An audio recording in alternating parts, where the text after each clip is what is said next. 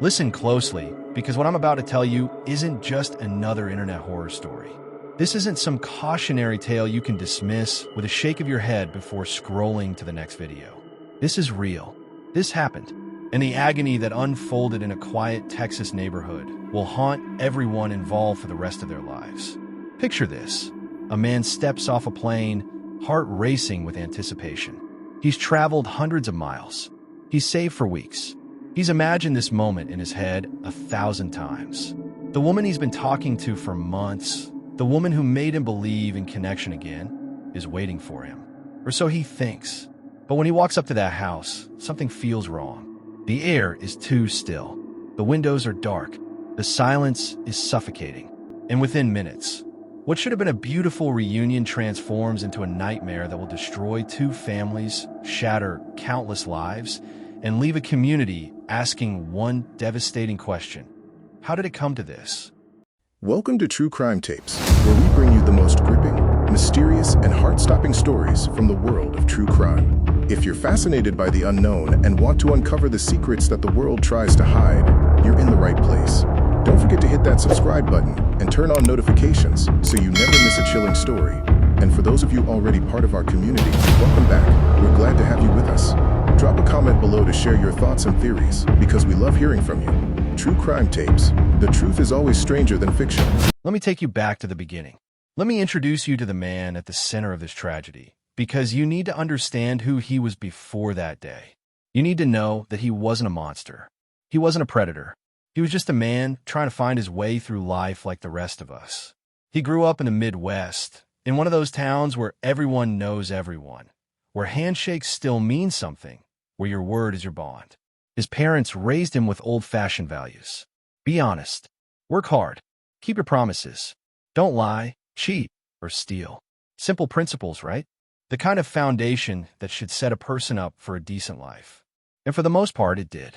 He became a supervisor at his job. Nothing glamorous, nothing that would make headlines, but steady work. The kind of job that pays the bills and earns respect. He was the guy his coworkers could count on.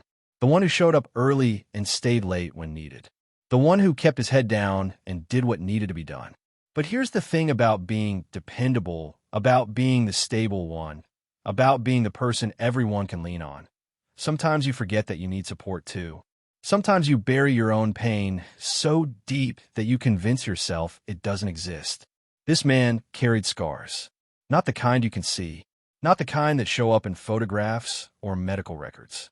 These were the wounds that live in your chest. The ones that make it hard to breathe when you're alone at night. He'd been betrayed before. Not once, but multiple times. Relationships that fell apart because people lied to him. Partners who promised forever and delivered heartbreak instead. And each betrayal carved a little deeper. Each lie made it harder to trust. Each broken promise built another wall around his heart until he convinced himself that maybe he just wasn't meant for that kind of happiness. Maybe some people are destined to be alone. He wasn't bitter about it, not outwardly. He didn't rage against the world or blame everyone else for his loneliness.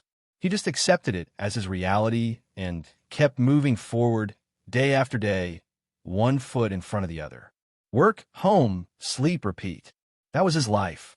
Until he wasn't looking for anything at all. Until romance was the furthest thing from his mind. Until all he wanted was someone he could trust again. Someone who wouldn't add another scar to the collection he already carried. Now, let me tell you about her. The woman whose life intersected with his in the most tragic way possible. Because she deserves to be understood too. Even now, even after everything. She lived in Texas, in a neighborhood that looked peaceful from the outside. The kind of place with neat lawns and quiet streets, where kids ride bikes and neighbors wave hello. But inside her house, behind closed doors, her world had become unimaginably small. She hadn't always been this way. There was a time when she was vibrant, social, full of life. She had friends. She had plans. She had a future that looked bright and promising.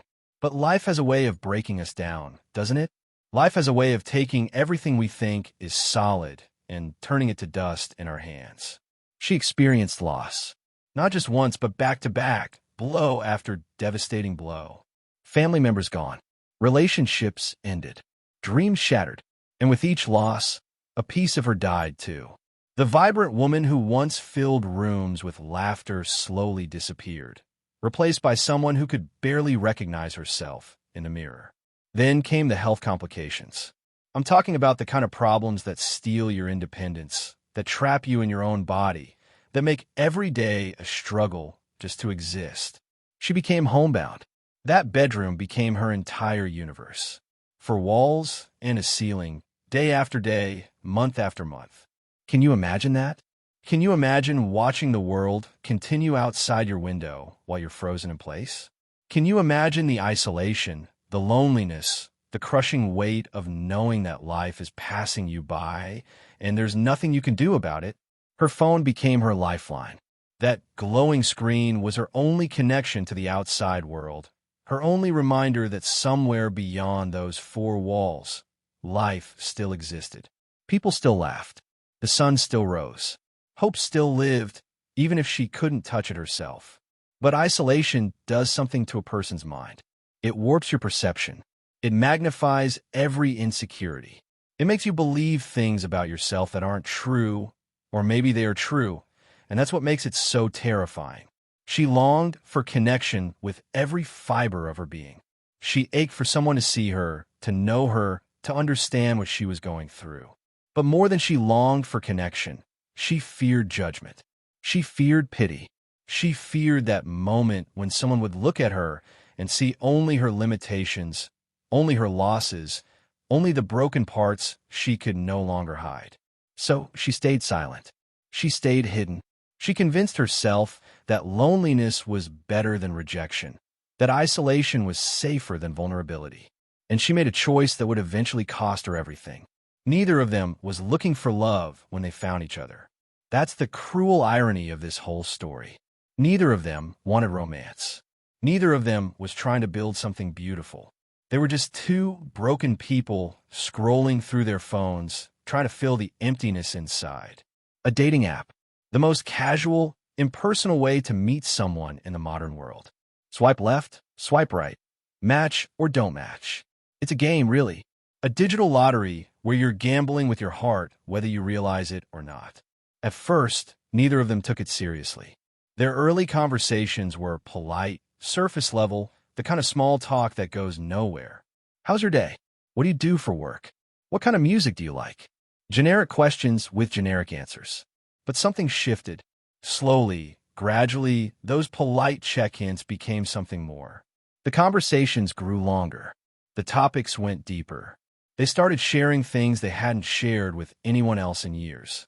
Childhood memories, past disappointments, dreams they'd given up on, fears they'd never spoken aloud. And for both of them, something awakened. Something they thought was dead came back to life. For him, she represented everything he'd been searching for without knowing it. She was gentle. She was consistent. She was emotionally supportive in ways that made him feel seen for the first time in years. She didn't judge his insecurities. She didn't mock his fears. She just listened. And God, when was the last time someone actually listened to him? For her, he was safety. He was kindness. He was patience incarnate. He didn't demand anything from her. He didn't push her to be someone she couldn't be. He accepted her at face value, or at least, he accepted the version of her she was presenting. And after years of fearing judgment, after months of believing she was unlovable in her current state, his acceptance felt like oxygen to someone who'd been drowning. Their chats became routine. Morning greetings before work. Midday updates during lunch breaks.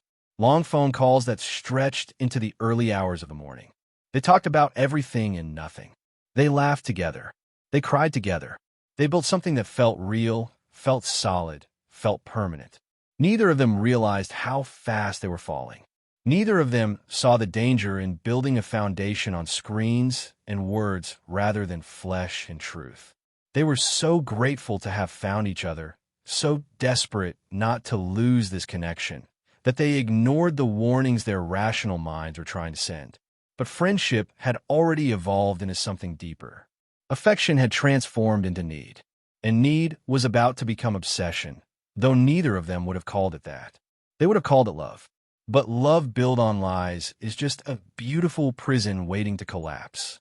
And she was living in that prison every single day, knowing the walls were closing in, knowing that eventually, inevitably, everything would come crashing down. Because she wasn't who she said she was. Or more accurately, she wasn't who she looked like she was. The photos she'd sent him, the images he'd studied 1,000 times, imagining what it would be like to finally hold her hand, to see her smile in person, to look into those eyes that had gazed at him through a screen for months. Those photos were old. Years old. From a different time, a different life, a different version of herself that no longer existed. She knew it was wrong. Of course she knew.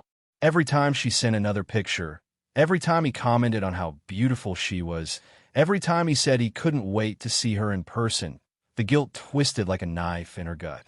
She knew she should tell him. She knew honesty was the only path forward. But fear is a powerful thing. Fear can silence us even when we're screaming inside.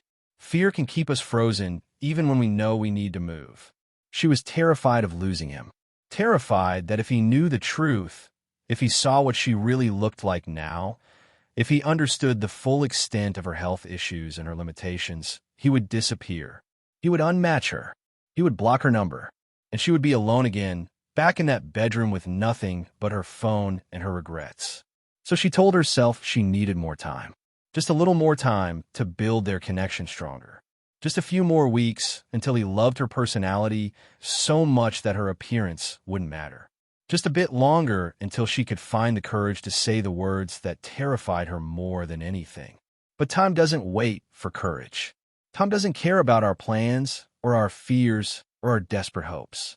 Time just marches forward, relentless and uncaring, dragging us toward the moments we're trying to avoid. Each day that passed made the lie bigger. Each conversation deepened the deception. Each, "I can't wait to see you," from him added another layer to the house of cards she'd built. And she knew, somewhere deep in her soul, that when it finally collapsed, the destruction would be absolute.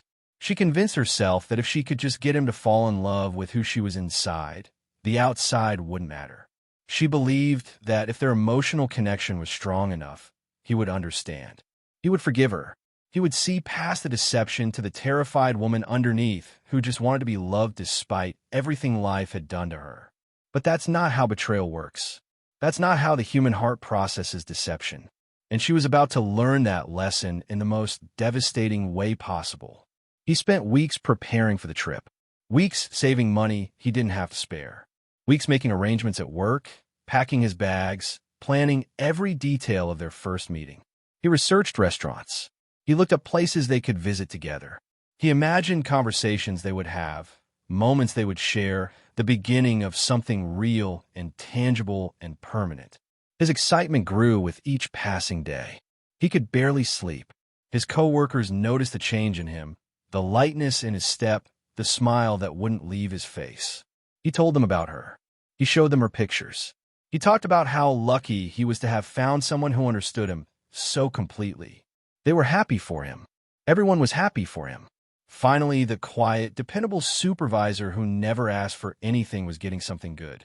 Finally, after all the heartbreak he'd endured, he was getting his chance at happiness. He didn't know that while he was counting down the days with joy, she was counting them with terror. She spent those same weeks in absolute panic.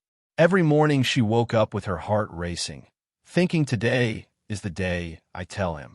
Every night she went to sleep with guilt suffocating her, knowing she'd let another opportunity slip away. She rehearsed confessions that she never sent. She typed out messages explaining everything, then deleted them before hitting send. The closer the day got, the worse it became. She stopped sleeping. She stopped eating. Her health deteriorated even further from stress. But she couldn't tell him not to come. How could she? What possible excuse could she give that wouldn't require explanation? Well, I could cover up the original lie without making everything worse. So she stayed silent. And the date approached like a freight train heading toward someone tied to the tracks. He grew more excited. She grew more terrified. Two people, supposedly in love, supposedly on the same page, experiencing completely opposite emotional realities. One anticipating the best day of his life. The other dreading what she knew could become the worst. By the time he boarded that plane, her secret was no longer just a lie she'd told. It had become a bomb with a timer counting down to 0. And there was no way to disarm it. No way to stop it. No way to prevent the explosion that was now inevitable. He sat in his seat, probably looking out the window, probably smiling to himself, probably thinking about the moment he would finally wrap his arms around the woman he loved. The woman who had saved him from loneliness. The woman who made him believe in trust again.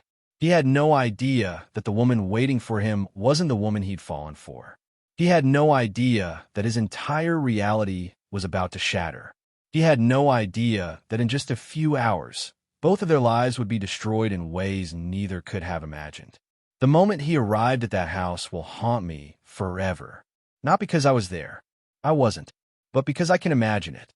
I can see it playing out in my mind like a horror movie that you can't turn off, can't escape from, can't stop watching even though every frame makes you feel sick. He pulled up expecting magic. He expected to see her waiting by the door, or maybe peeking through the curtains, as nervous and excited as he was. He expected the house to feel warm and welcoming, to represent the beginning of their life together. Instead, everything felt wrong. The house was dark, not romantically dim, not softly lit, but dark. The kind of darkness that seeps into your bones and makes your instincts scream danger. The windows were like dead eyes staring back at him. The silence was oppressive, unnatural, the kind of quiet that makes your ears ring. He stood there for a moment, probably second-guessing himself, probably checking the address for the 10th time, probably wondering if he'd made a mistake, if he'd misunderstood the plan, if something had happened that she forgot to tell him about. But he walked up to that door anyway, because he loved her, because he trusted her, because he'd come too far to turn back now. And when that door finally opened, his entire world collapsed. I can't tell you exactly what he saw, because I wasn't there. But I can tell you what he didn't see. He didn't see the woman from the photos. He didn't see the face he'd been staring at for months. He didn't see the person he thought he'd fallen in love with. What he saw instead was the truth. The complete, devastating, undeniable truth that had been hidden from him through screens and carefully curated images and strategic camera angles. And in that moment, everything he believed shattered. The love he felt, based on deception. The trust he'd rebuilt, based on lies. The future he'd imagined, based on a fantasy that never existed. Shock hit him first. Pure, disorienting shock that made the world spin and his stomach drop and his mind struggle to process what his eyes were telling him. This couldn't be real. This couldn't be happening. There had to be some explanation. Then came confusion. Desperate, grasping confusion as his brain tried to reconcile the woman in front of him with the woman he'd been talking to. Maybe this was her sister? Her roommate? Someone else who lived there? Please, God, let this be someone else. But it wasn't someone else. It was her. And the confirmation of that fact brought the third wave. Betrayal. Betrayal so profound it felt physical. Betrayal that reached into his chest and squeezed his heart until he couldn't breathe. Betrayal that took every insecurity he'd ever had, every wound from every past relationship, every reason he'd stopped trusting people, and screamed, "See? You were right. You're always right. People always lie. People always hurt you. You should have known better." And mixed with all of that came fear. Primal, instinctive fear that something very bad was about to happen. Fear that he'd made a terrible mistake. Fear that he was trapped in a situation he didn't understand with a person he didn't know, despite months of conversations that now meant nothing. Two people stood in that doorway, both terrified, both in pain, both about to make choices that would destroy everything. What happened next was not driven by malice. Let me be absolutely clear about that because it matters. It matters so much. This wasn't premeditated. This wasn't calculated. This wasn't a man who walked into that house intending to hurt anyone. But panic doesn't ask permission. Panic doesn't wait for rational thought. Panic doesn't care about intentions or character or who you were before that moment. They were both panicking. Him, standing there with his world collapsing around him, trying to understand how the woman he loved could deceive him so completely. Her, watching his face change from joy to horror, seeing the rejection she'd feared most written across his features, knowing she destroyed the only good thing left in her life. Words were exchanged. I don't know what they said. Maybe accusations. Maybe apologies. Maybe desperate attempts to explain the inexplicable. Maybe pleas for understanding that fell on ears too shocked to hear them. But somewhere in that chaos, something physical happened. Maybe she reached for him, trying to stop him from leaving, trying to make him stay long enough to explain.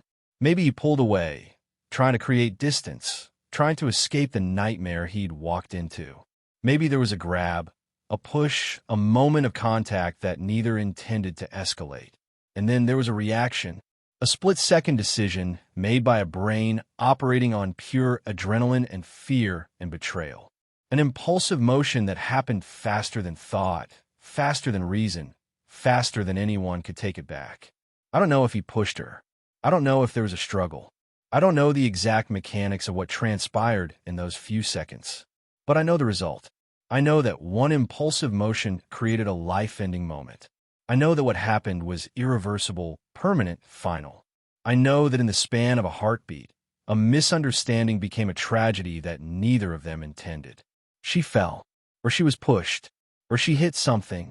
The specifics matter for the legal system, but not for the emotional truth of this story, which is that a woman died in that house, and the man who had come there hoping for love became responsible for her death.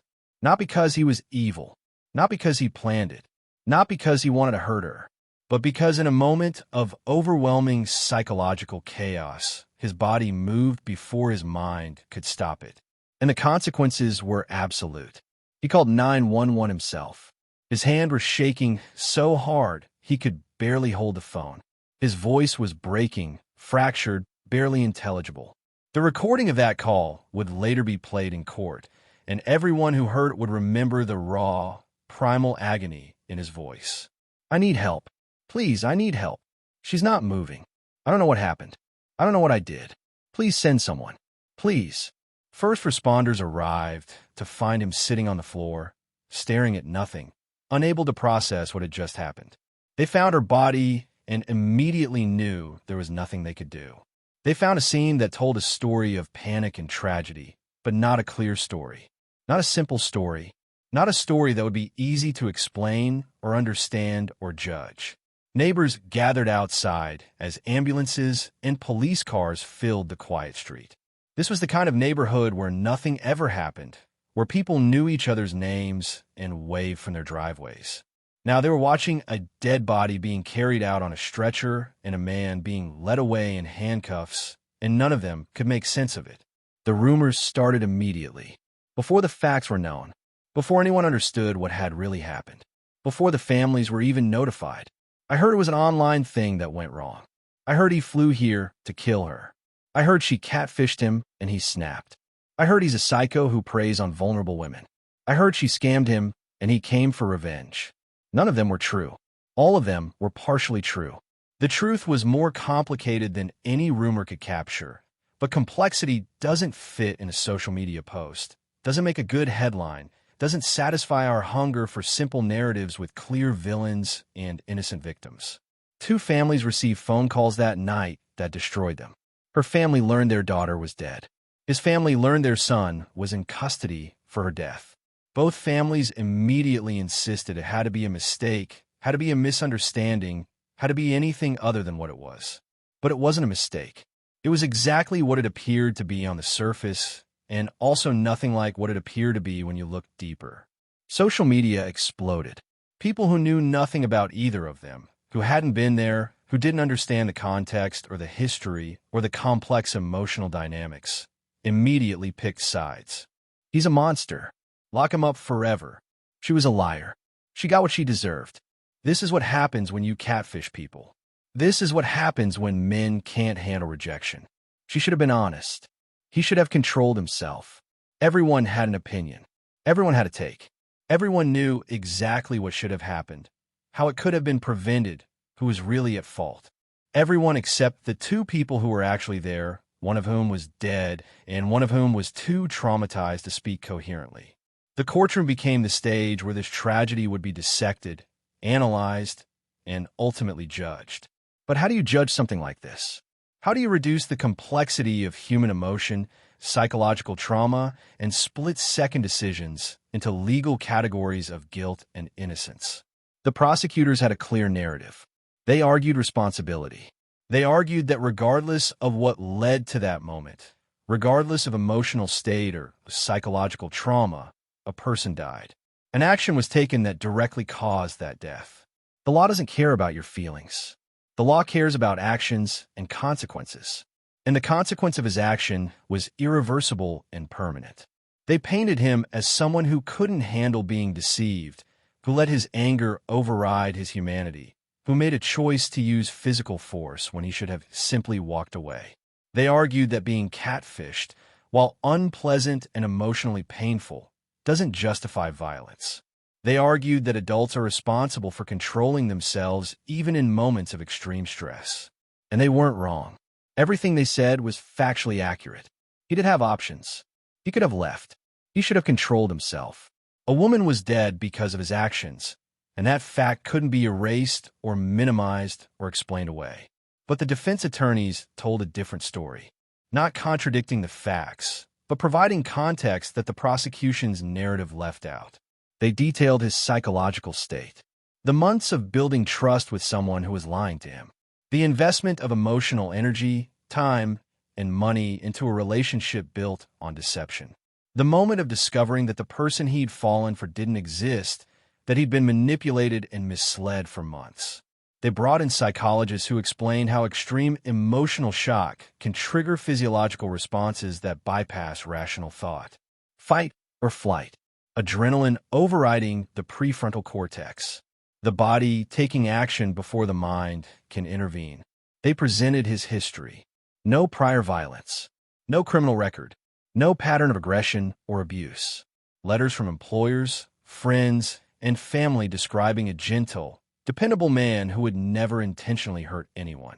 This wasn't who he was. This was an aberration, a moment of complete psychological breakdown.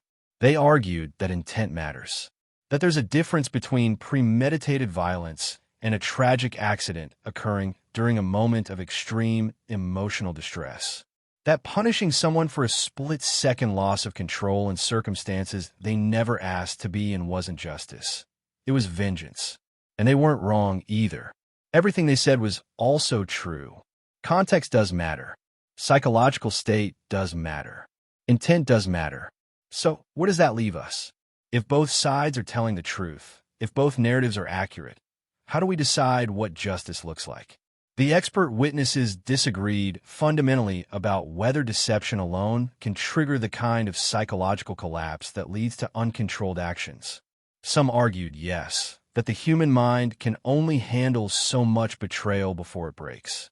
Others argued no, that adults must maintain control regardless of circumstances, that emotional pain doesn't excuse violence.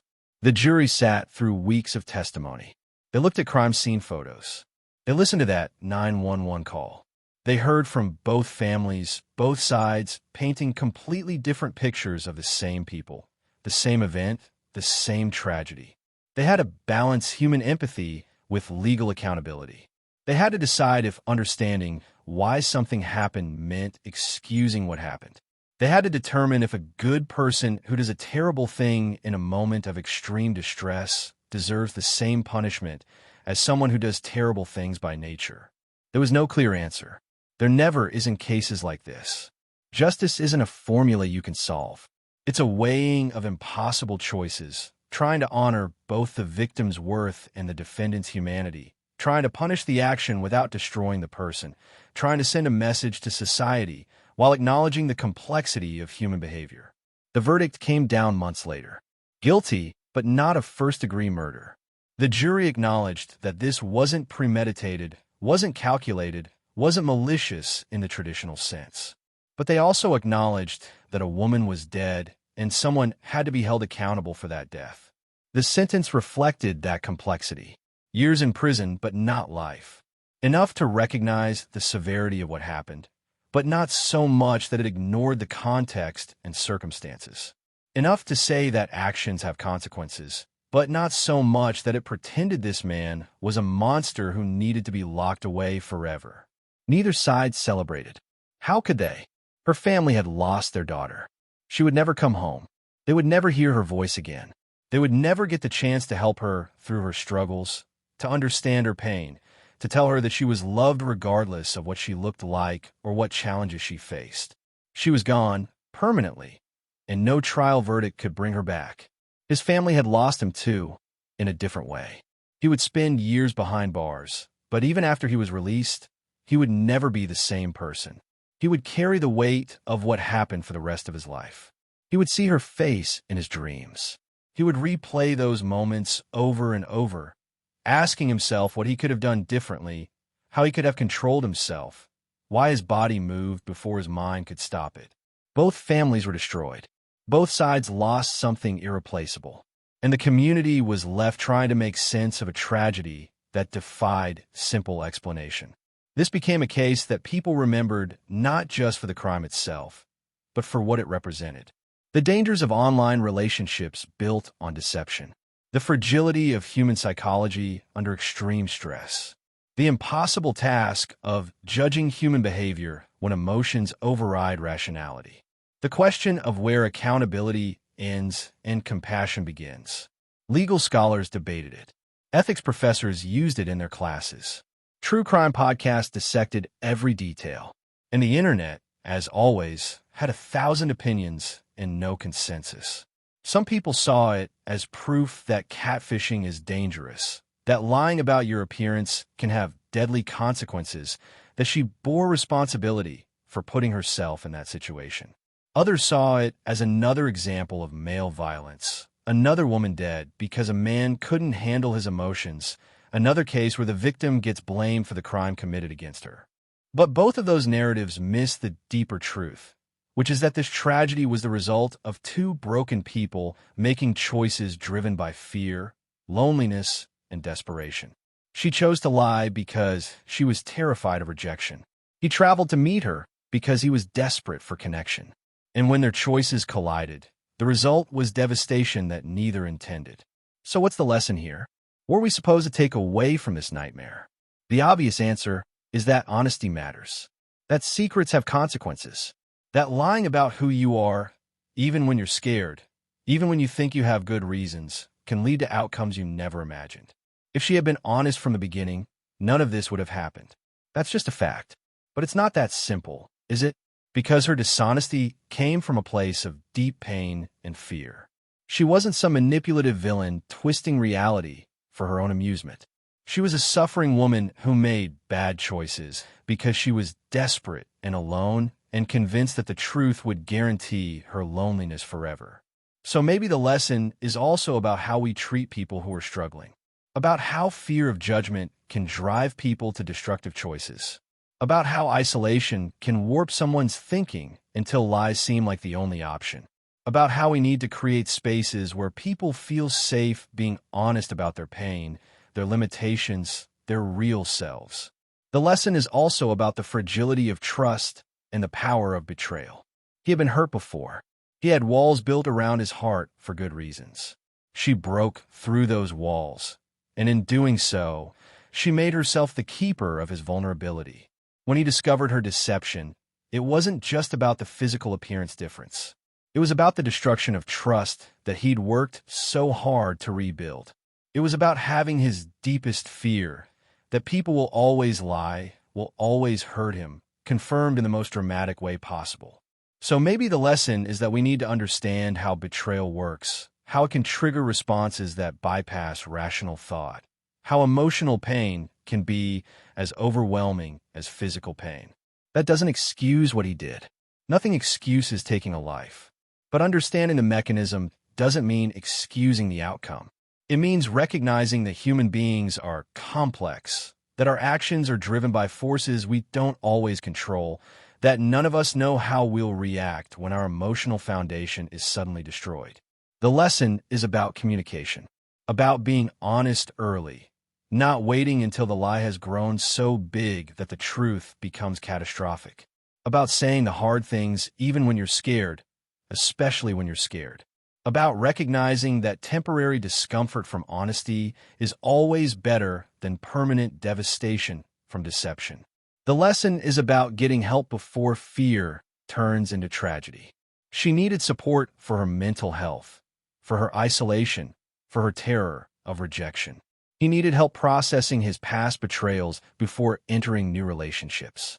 Both of them needed someone to talk to, someone who could see what they couldn't see, someone who could interrupt the trajectory they were on before it ended in disaster. But here's the most painful lesson of all. Sometimes, despite everything, despite good intentions and complex circumstances and understandable fears, people make choices that destroy lives. Sometimes tragedy happens not because anyone was purely evil, but because multiple broken pieces collided in exactly the wrong way at exactly the wrong time. And when that happens, we're left with questions that have no satisfying answers. We're left with families destroyed, lives ruined, and a community struggling to understand how something that started with hope and connection ended in death and prison. I'm angry. God, I'm so angry. Angry at both of them for the choices they made. Angry at a world that leaves people so isolated and desperate that they make those choices. Angry at the society that teaches us to value appearance over substance, that makes people like her feel worthless if they don't look a certain way. Angry at a dating culture built on deception and superficiality and carefully curated images that bear little resemblance to reality.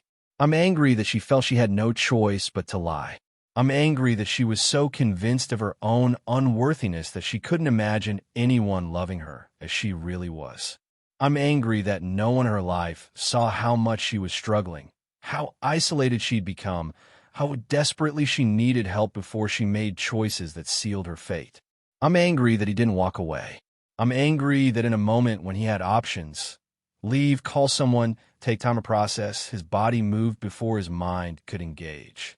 I'm angry that months of building trust made the betrayal hit so hard that rational thought became impossible. I'm angry that his past wounds made him vulnerable in ways that turn a moment of shock into a moment of violence. But mostly, I'm angry that this was preventable. Every single piece of this tragedy could have been interrupted at multiple points. If she'd been honest, if he'd gotten help processing his trust issues before entering a new relationship, if either of them had communicated their fears instead of hiding them, if our society didn't make people feel so worthless that they'd rather lie than risk rejection, if we had better support systems for isolated, struggling people before they make catastrophic choices. This didn't have to happen. That's what makes it so painful. This wasn't inevitable. This wasn't fate. This was a series of choices, each one seemingly small, each one understandable in isolation, that accumulated into a disaster nobody wanted. And I'm filled with pain. Pain for her family, who lost their daughter and have to live with questions they'll never get answers to. Why didn't she ask for help? Why didn't she trust them enough to be honest? Could they have saved her if they'd known how desperate she was? Pain for his family, who have to reconcile the son they knew, kind, dependable, trustworthy, with the man who took a life. How do you hold both of those realities in your mind? How do you love someone who did something unforgivable while knowing that's not who they really are? Pain for the man himself, who will replay that moment for the rest of his life, who will live with the knowledge that his hands ended someone's life, who will carry that weight in every breath, every dream, every moment of consciousness for decades. The legal system will punish him for years. His own mind will punish him forever. And pain for her, because even though she made choices that contributed to this tragedy, she didn't deserve to die. She was a suffering human being who made bad decisions born from fear and loneliness and desperation. She deserved help. She deserved compassion. She deserved the chance to learn from her mistakes and make better choices. She deserved to grow old, to heal from her losses, to find genuine connection with someone who could love her as she really was. Instead, she's gone. Permanently. Irreversibly. And no amount of legal proceedings or social media debates or retrospective analysis will bring her back. You know what haunts me most about this story? It's not the violence itself. It's not even the deception. It's the missed opportunities. The moments when this could have been stopped, when someone could have intervened, when different choices could have been made. What if she had sent him an honest photo, even 1 week before he arrived? Yes, it would have been painful. Yes, He might have been disappointed or confused, but they could have had a conversation. They could have worked through it from a distance, with time to process emotions, without the explosive confrontation that comes from months of deception being revealed in a single devastating moment. What if he had told someone he was going? A friend, a family member, someone who could have advised him to video chat with her first, to verify things before investing in a plane ticket and building up months of expectations? What if he'd had someone to talk to about his trust issues, someone who could have helped him recognize that he was rushing into something without proper safeguards? What if either of them had reached out for professional help? Therapy for her isolation and depression. Counseling for his past betrayals and difficulty trusting. What if they'd had support systems in place before they started building something together, before their individual brokenness became a shared catastrophe? What if our society didn't make people feel so ashamed of their appearance that they'd rather lie than face potential rejection? What if we valued authenticity over perfection? What if dating culture wasn't built on superficial first impressions and carefully filtered images that set unrealistic expectations? What if we taught people better emotional regulation? What if we had better resources for recognizing when you're in emotional overload and need to step away before you do something you can't take back? What if we understood that split-second decisions made in moments of extreme stress don't represent who we really are, and we built systems to help people avoid those moments in the first place? So many what-ifs, so many opportunities for a different outcome, and every single one of them was missed, overlooked, or ignored until it was too late. Here's what I need you to understand. This story isn't just about one man and one woman in one Texas neighborhood. This is happening everywhere. Maybe not to this extreme, maybe not ending in death, but the fundamental dynamics are playing out in thousands of relationships right now. Someone is lying about their appearance on a dating app right now, convinced that their real self isn't good enough, terrified that honesty will guarantee loneliness. They're telling themselves the same thing she told herself. I just need them to know me first. I just need them to fall for my personality. I just need more time. Someone is building emotional investment in a person they've never met right now, projecting their hopes and dreams onto carefully curated images and text messages, building a fantasy of who this person is without recognizing that screens hide as much as they reveal. They're feeling the same hope he felt, the same trust, the same belief that this time will be different. And somewhere, those two trajectories are going to collide. Maybe it won't end in death. Maybe it'll just be humiliation, betrayal, emotional devastation. Maybe it'll be a cautionary tale someone tells their friends. Or maybe it'll be the next tragedy that makes headlines, the next case that leaves communities asking, how did this happen? Because the truth is, as long as we have a culture that prioritizes appearance over authenticity, as long as we have technology that makes deception easier than honesty, as long as we have isolation that drives people to desperate choices, this will keep happening. We can't stop all of it. Human beings are complex, relationships are messy, and sometimes tragedy strikes despite our best efforts. But we can do better.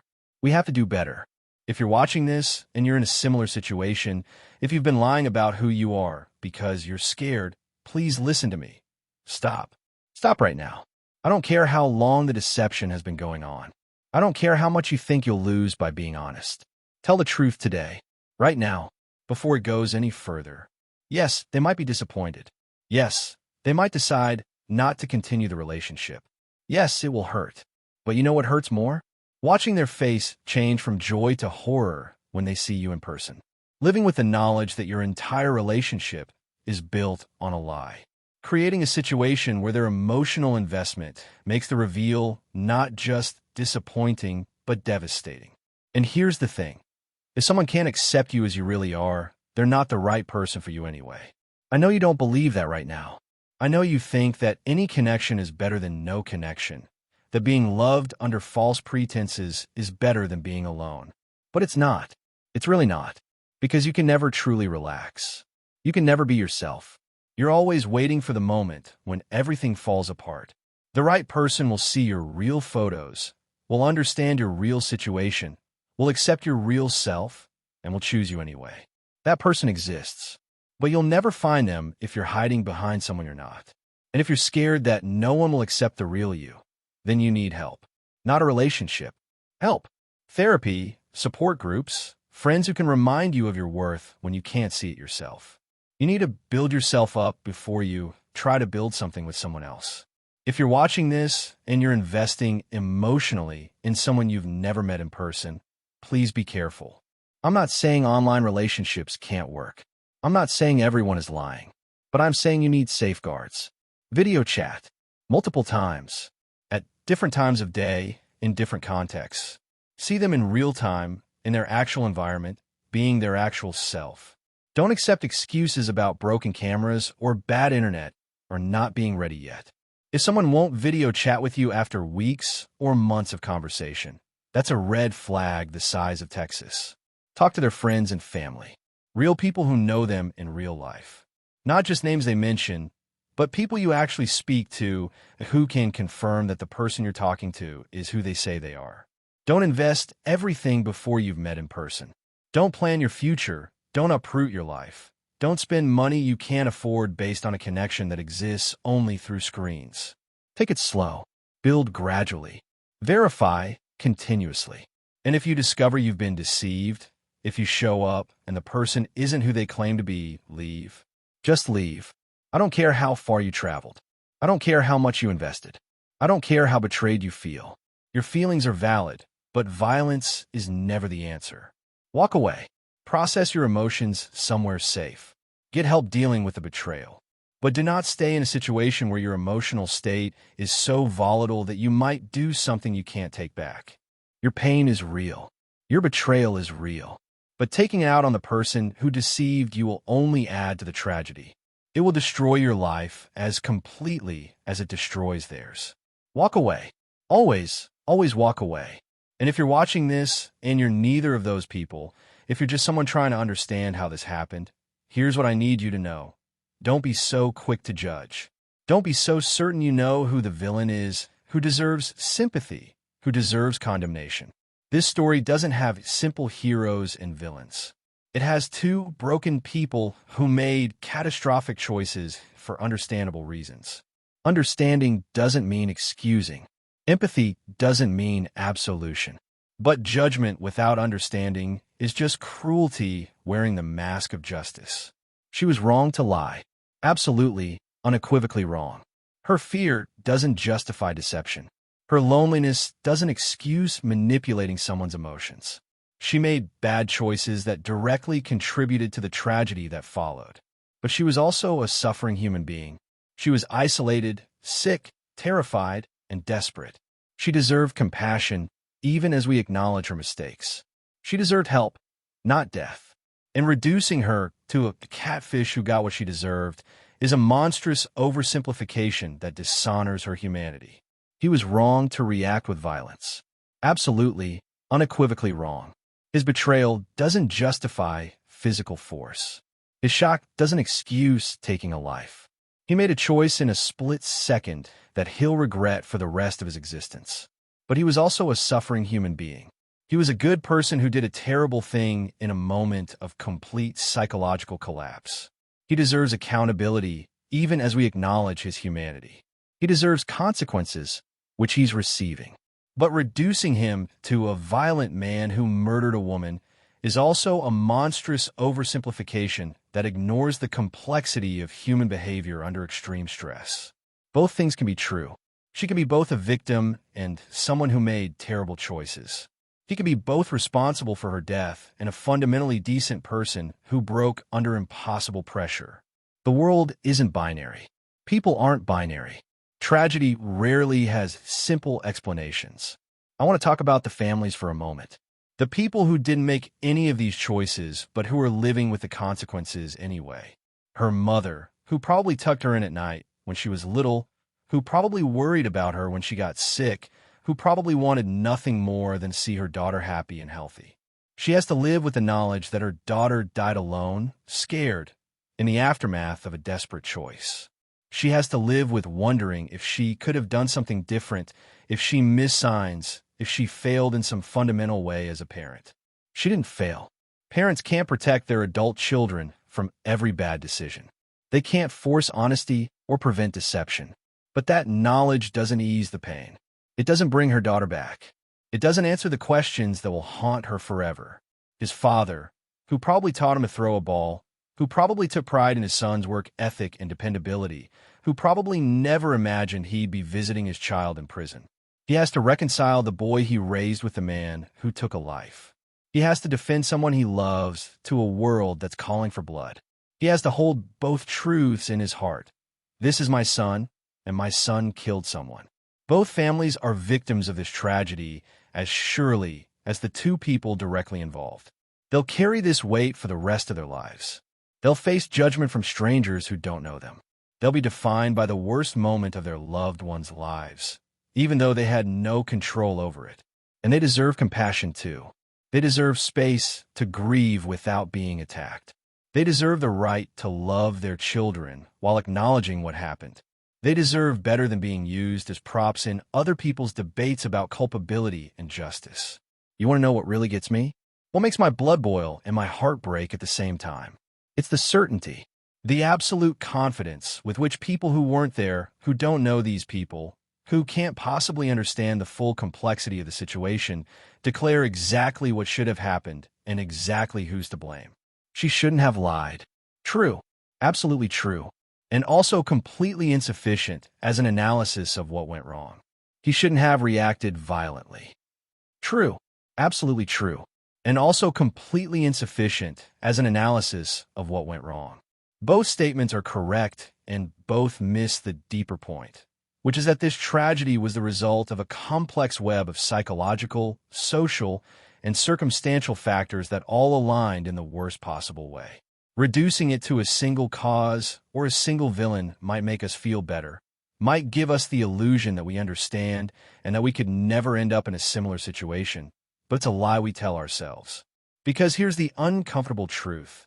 Under the right circumstances, with the right combination of stress, trauma, betrayal, and fear, almost anyone is capable of things they never thought they could do. Almost anyone can break. Almost anyone can make choices in a moment of crisis that don't reflect who they really are. That doesn't excuse those choices, but it should humble us. It should make us less quick to condemn and more committed to preventing the circumstances that lead to tragedy in the first place. I've been talking for a long time now, and I know some of you are wondering why. Why spend so much time on a story that's already over, on people you don't know, on a tragedy you can't change? Because it matters. Because the next version of this story is being written right now, somewhere, by people who don't realize they're on a collision course. Because maybe, just maybe, if we understand how this happened, we can prevent it from happening again. Because both of these people deserved better than they got. She deserved to live, to heal, to find real connection with someone who loved her authentic self. He deserved to find trust and happiness without having it destroyed by deception. Neither of them deserved the outcome they got, because their families deserve better. They deserve to worry about normal things like job stress and health issues, and whether their kids are eating enough vegetables. They didn't deserve to have their lives destroyed by choices other people made, because we, as a society, need to do better.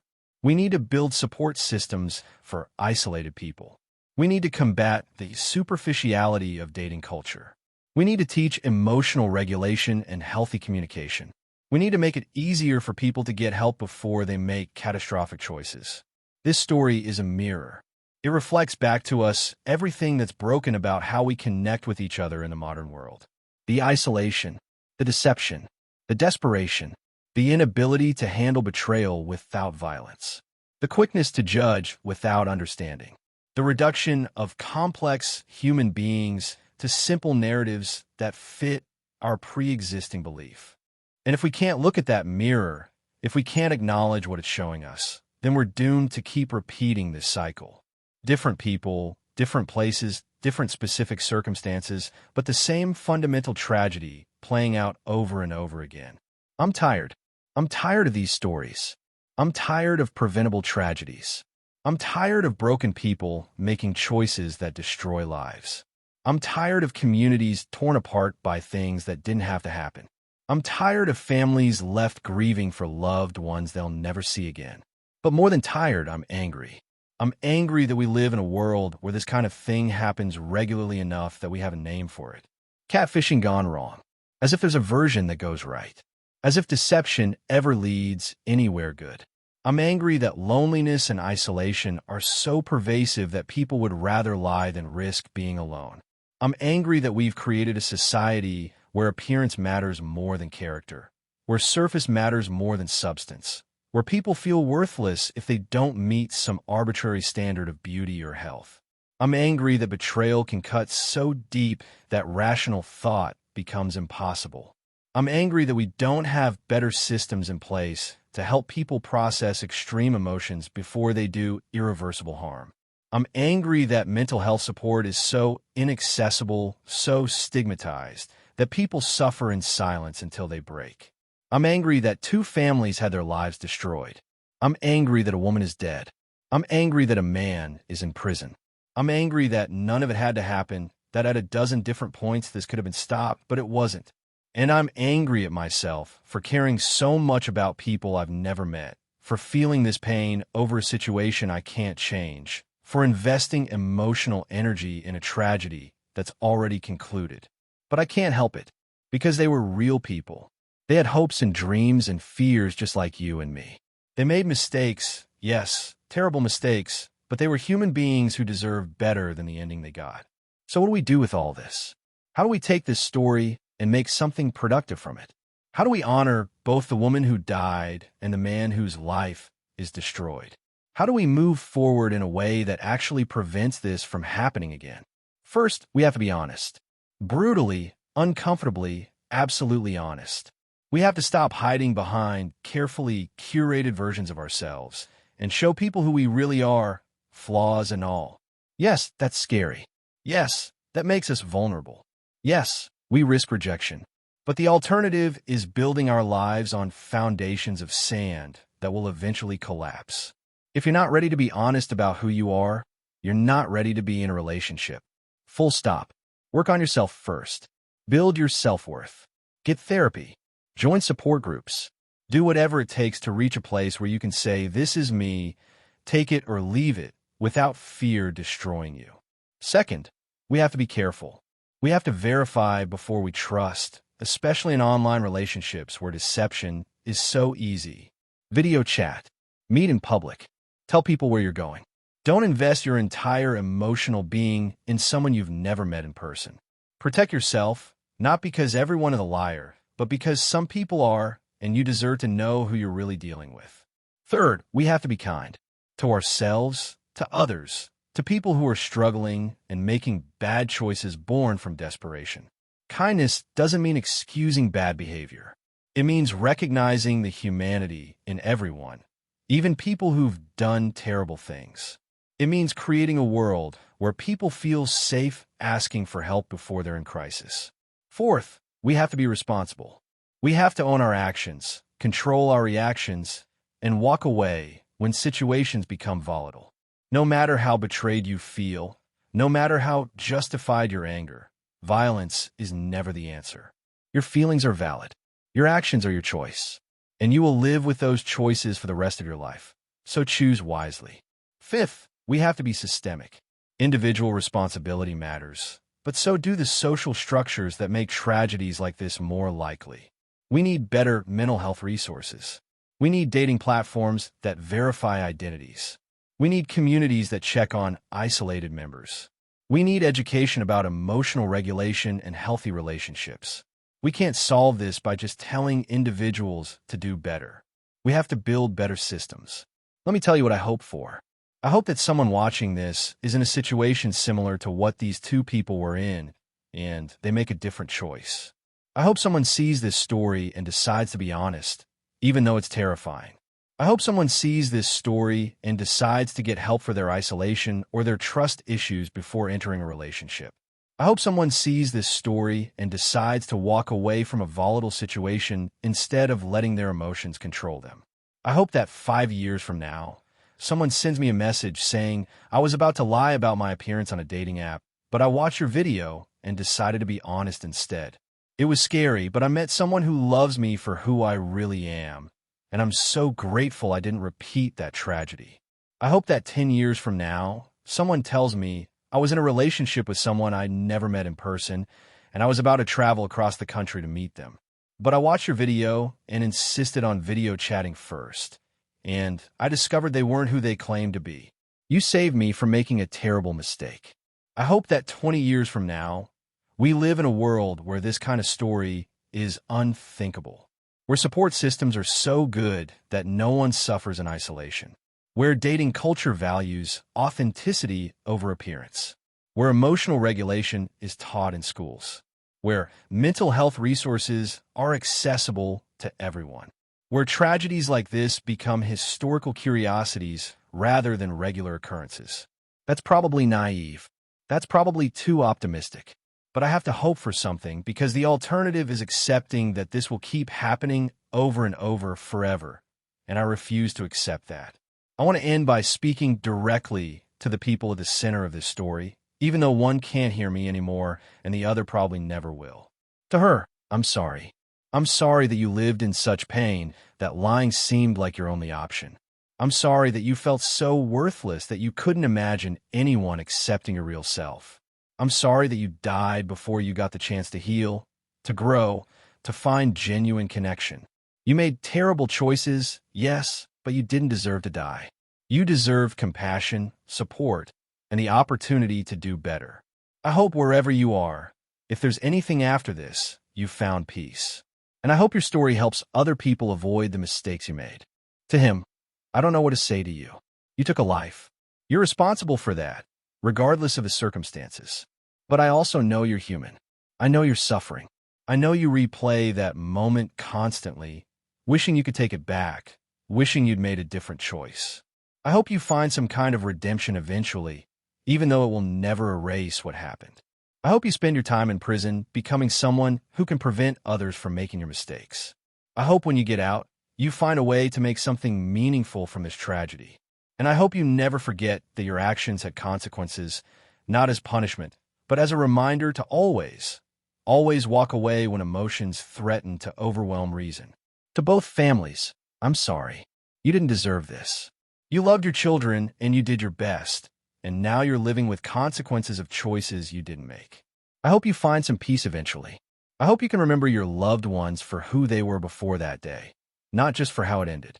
I hope strangers show you more compassion than the internet typically allows. And I hope you know that your pain matters, that your loss matters, that you're not forgotten in the debates about culpability and justice. This story breaks my heart. Every time I think about it, every time I review the details, every time I try to understand how it happened, my heart breaks a little more. Because it was preventable. Because it destroyed so many lives. Because it reflects back to us everything that's broken about how we connect with each other. But heartbreak can be productive. Heartbreak can drive change. Heartbreak can make us care enough to do something different, to be something different, to build something better. So let your heart break over this story. Let yourself feel the tragedy of it. Let yourself sit with the discomfort of realizing that there are no simple villains here, just broken people making terrible choices. Let yourself acknowledge that under the right circumstances, any of us could be capable of making similar mistakes. And then channel that heartbreak into action. Be honest in your relationships. Verify before you trust. Walk away when situations become dangerous. Support isolated people in your community. Advocate for better mental health resources. Teach your kids emotional regulation and authentic self-expression. Build the world where this kind of tragedy becomes impossible. Because if we don't learn from this, if we don't change, then her death meant nothing. His imprisonment means nothing. The suffering of both families means nothing. And I refuse to accept that. I refuse to believe that this much pain can exist without producing something valuable, something that makes future tragedies less likely. So share this video. Have hard conversations about honesty and deception. Check on the people in your life who might be isolated. Be the person who intervenes before someone makes a catastrophic choice. Be the change that prevents the next tragedy. Because somewhere right now, another person is lying about their appearance on a dating app. Another person is building emotional investment in someone they've never met. and their paths are on a collision course that could end in disaster. Unless we do something different, unless we build something better, unless we honor the victims of this tragedy by ensuring it doesn't happen again. That's all I have. That's everything I needed to say. If you made it this far, thank you for listening. Thank you for caring enough to sit with this difficult story. Thank you for being willing to confront the complexity and discomfort instead of looking away. Now go do something with it. Share your thoughts in the comments, but be respectful. These were real people with real families who are still suffering. Debate the issues, sure, but remember there's pain behind every point you make. Subscribe if you want more stories that dive deep into the truth behind the headlines, that refuse to simplify complex tragedies into easy narratives, that honor the humanity of everyone involved even when they've done terrible things. And most importantly, be honest. In your relationships, in your life, in everything. Be authentic. Be vulnerable. Be real. Because the alternative, as this story shows, can lead to destruction you can't even imagine. This is the tragedy of broken trust. This is what happens when fear overrides honesty, when desperation leads to deception, when betrayal triggers violence. Learn from it. Let it change you. And make sure that when your story is told, it has a different ending. Because we all deserve better than this. All of us. And it's up to us to make sure we get it.